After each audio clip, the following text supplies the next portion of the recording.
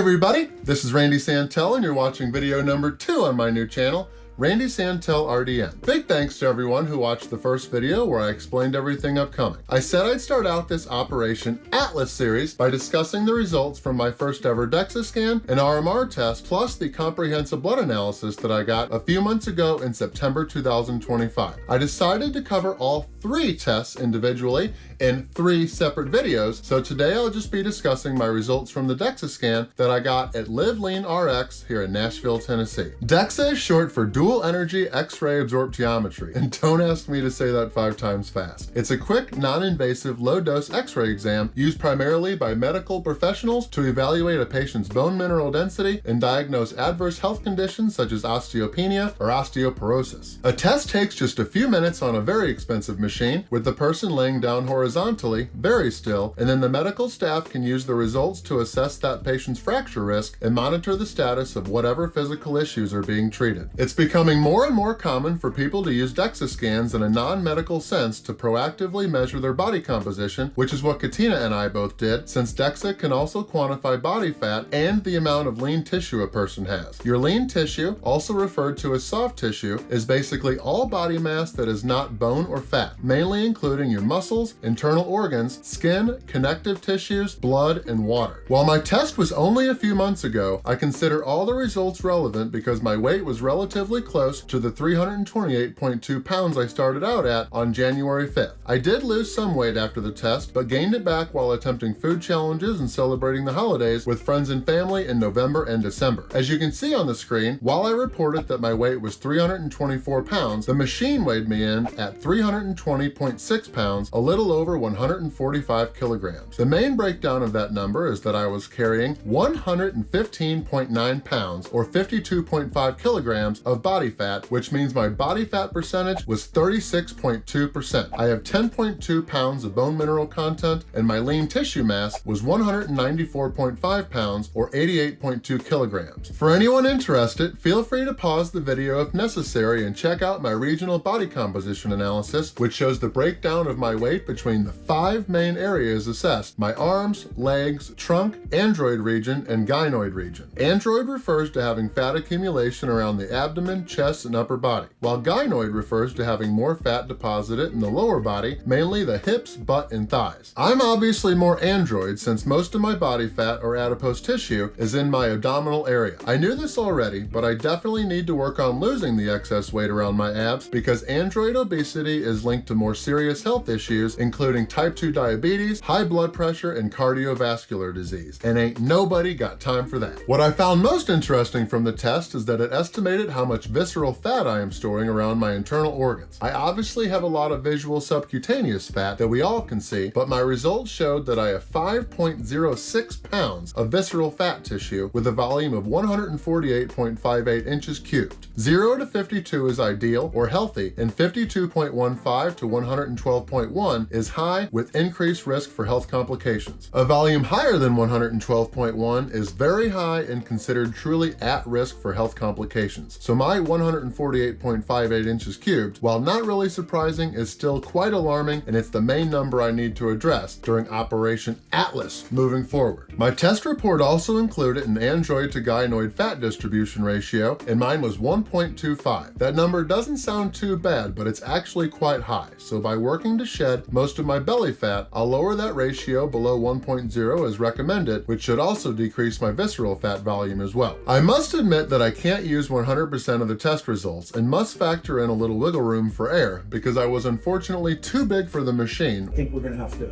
cut your left arm off, which I did expect, and we could only include my right arm as part of the scan. We took the numbers from my dominant right arm and duplicated them from my left arm, and I'm pretty sure that both arms aren't entirely symmetrical. As I said at the beginning, DEXA scans are primarily used to test bone mineral density, and mine was almost off the chart with a T-score of 4.2, which indicates extremely high bone density. The lower your T-score, the higher your risk of bone fractures, but any T-score above -1 is considered healthy. The max T-score is 5 on the chart, so I am really happy with my 4.2. And really it does make sense after learning more about what factors directly affect a person's bone density. While some of my Randy Santel channel subscribers subscribers might disagree. I have been weightlifting and doing resistance training exercises regularly since I was 13 years old. And as you can see on my chart, my skull's bone density is 2.826 grams per centimeter squared, which skews my total body number upwards. And that makes sense too, since Katina loves to call me thick-skulled. Katina and I bought a package that includes a second DEXA scan test for each of us to use in the future, and we plan on going back again in a few months before our summer travels begin. While I didn't learn anything revolutionary via the DEXA scan that I didn't know already, I am happy to have the objective data now for next time so I can track my progress throughout this current weight loss journey and beyond. Live Lean RX includes a body composition trending report so I can do just that and easily compare the results of my second test to the numbers from this first one and so forth as I continue to get more scans to monitor my progress further into the future. If you have ever gotten a DEXA scan yourself, let me know down in the comments how your experience was and what you learned from it. And if you've been thinking about getting one, you can likely search around your area and find a convenient, similar business that offers comparable tests. While I can only speak about my very positive experience at the Nashville location, I do know there are many other Live Lean RX locations around the United States. And as I saw online, most of them offer package deals just like the Nashville one did, so you can get multiple tests at a more affordable rate. Doing that could even be extra motivational for you, since you'll likely feel inspired to work harder and be more consistently focused to throw strikes in order to achieve better results next time you retest. That will surely be the case for Katina and myself, and I know we even talked about that during our short drive home. Thanks for any feedback, and let me know if getting a DEXA scan is something you'd be interested in doing yourself if you haven't ever thought about it before. And finally, if you have no interest in getting one yourself, that is perfectly okay too, and I hope you at least found this video interesting. I know I appreciate you and everyone else watching, since I'll refer to these results in upcoming videos, especially when I talk about my future goals and when I discuss my daily diet and exercise regimen. Special thanks to everybody who has subscribed to this new channel, and be sure to click that subscribe button if you haven't already. The results from the resting metabolic rate test, or RMR test, that I took right afterwards will be covered in the next video, so stay tuned for that one. There are many more videos upcoming, and if you still have yet to watch my first video letting you all know what to expect on this Randy Santel RDN channel, be sure to watch that one as well. Until next time, win before you begin, consistently throw strikes,